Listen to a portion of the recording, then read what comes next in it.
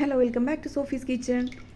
ഇന്ന് റംലാന് വേണ്ടിയിട്ട് സ്പെഷ്യലായിട്ട്, റംലാന് വേണ്ടി മാത്രമല്ല, ഈ ചൂട് സമയത്ത് ഏറ്റവും നല്ലൊരു ഡ്രിങ്കാണ് ഇത്. നമ്മൾ ഈ സിറപ്പ് ഉണ്ടാക്കി വെക്കുകയാണെങ്കിൽ റംലാന് നമുക്ക് യാതൊരു ബുദ്ധിമുട്ടുള്ള, കാരണം ഇതിനകത്ത് നിന്ന് കുറച്ച് ഒഴിക്കുക, ബാക്കി തണുത്ത വെള്ളമോ അല്ലെങ്കിൽ നോർമൽ വാട്ടറോ യൂസ് ചെയ്തിട്ട് നമുക്കിത് നോമ്പ് തുറക്ക് ഉപയോഗിക്കാവുന്നതാണ്. ഇതിനകത്ത് നിന്ന് കിട്ടുന്ന ലാസ്റ്റ് വരുന്ന അതിൻ്റെ ഒരു ഇതുണ്ടല്ലോ ബാലൻസ്, നമുക്ക് ഇഞ്ചി മിഠായി പോലെ നല്ല ടേസ്റ്റാണ് കഴിക്കാനായിട്ട്. ശരിക്കും നമ്മൾ ഇഞ്ചി മിഠായി കഴിക്കൂലേ, അതിനേക്കാൾ ടേസ്റ്റാണ്. ഇതിനായിട്ട് വേണ്ടത് ഈ ഒരു വലുപ്പത്തിലുള്ള ഒരു 3 പീസ് ഇഞ്ചിയാണ് വേണ്ടത്.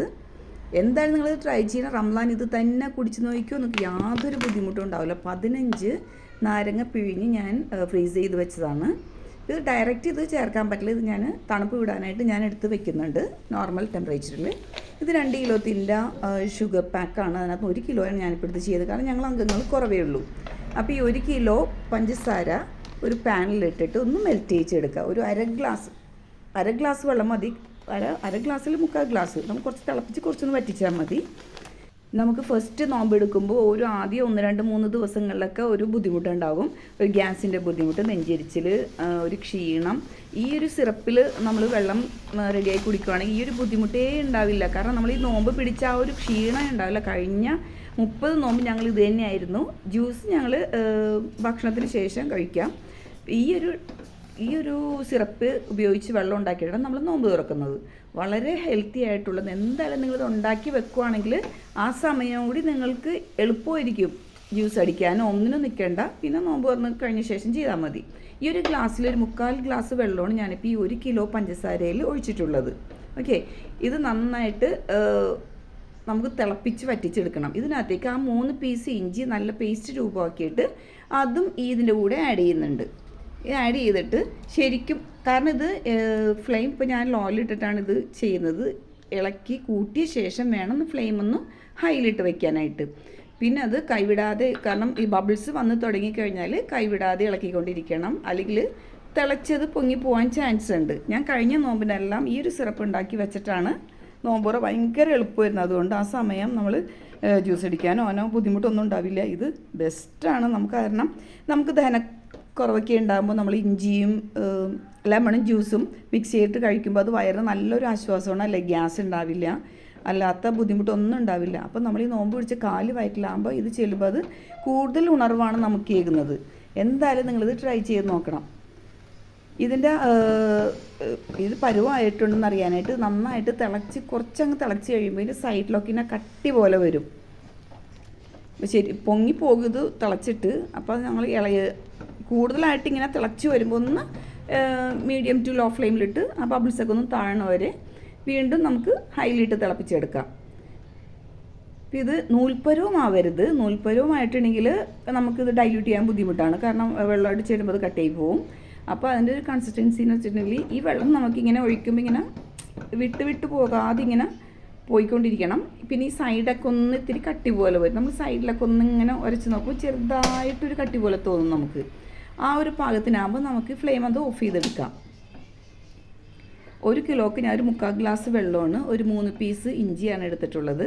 ഓക്കെ, 15 ലെമണാണ് എടുത്തിട്ടുള്ളത്. ഇത് നമുക്ക് എന്തായാലും നോമ്പ് ഫുള്ളായിട്ട് എടുക്കാൻ പറ്റും.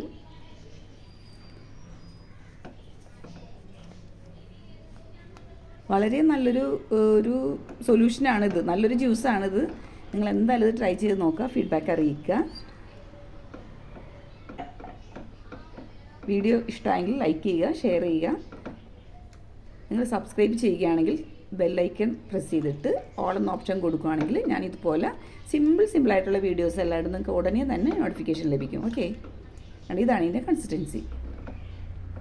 ഓക്കെ, ഇനി നമുക്കിത് ഈ ഒരു പാനിൽ ഞാൻ വെക്കുന്നില്ല.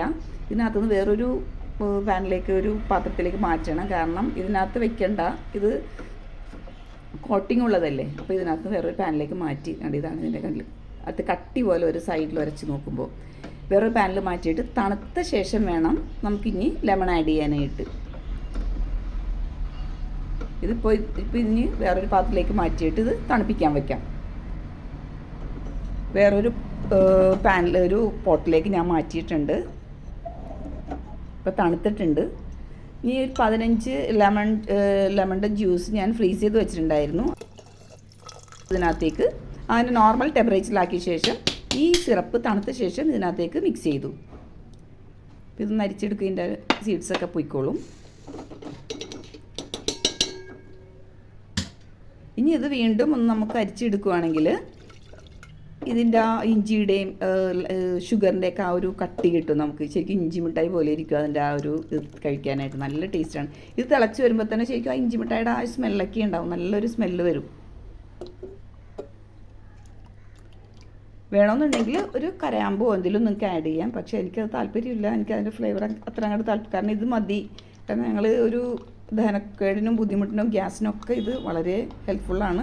വേണമെന്നുണ്ടെങ്കിൽ നിങ്ങൾക്കൊരു ഗ്രാമ്പ് വേണമെങ്കിൽ ഇതിനകത്ത് ആഡ് ചെയ്യാം തിളയ്ക്കുന്ന സമയത്ത്. ഓക്കെ, ഇതിന് വരുന്ന ബാലൻസ് നമ്മൾ ഈ സീഡ്സ് ബാക്കിയുള്ള 1-2 പെട്ടുപോയിട്ടുണ്ട്, അതെല്ലാം മാറ്റിയിട്ട് ഞാനിത് തണുപ്പിക്കാൻ വെക്കുമ്പോൾ നല്ല ടേസ്റ്റാണ്. കീൽ പോലെ നല്ല രസമായിരിക്കും ഒരു മിഠായിയുടെ പരുവത്തിൽ കഴിക്കാനായിട്ടത്.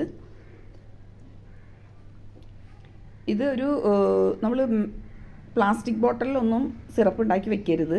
ശരിക്കും വേണ്ടത് ഞാൻ 30 ദിവസം ഉപയോഗിക്കാനുള്ളതല്ല, ഞാനൊരു ഗ്ലാസ് ബോട്ടിലാണ് ഇത് വയ്ക്കാൻ തീരുമാനിച്ചിരിക്കുന്നത്. കാരണം അങ്ങനെ വെച്ചാലേ, കാരണം പ്ലാസ്റ്റിക് കഴിവതും ഒഴിവാക്കുകയാണ്.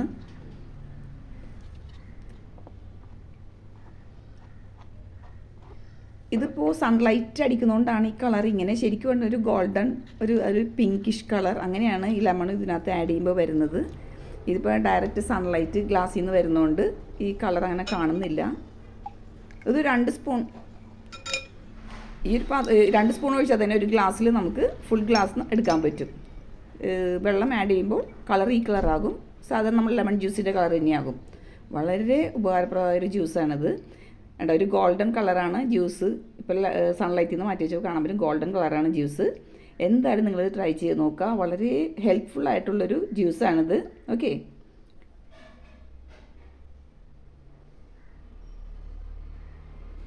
എല്ലാവർക്കും 30 നോമ്പ് എല്ലാവർക്കും പിടിക്കാനുള്ള ആരോഗ്യ ആഫിയത്തും പടച്ചോൻ തരട്ടെ എന്ന് ദുആ ചെയ്യുന്നു. എല്ലാവർക്കും ആശംസകൾ. ഓക്കെ, ട്രൈ ചെയ്ത് നോക്കുക, ഫീഡ്ബാക്ക് അറിയിക്കുക. Okay, thank you for watching. Have A nice day.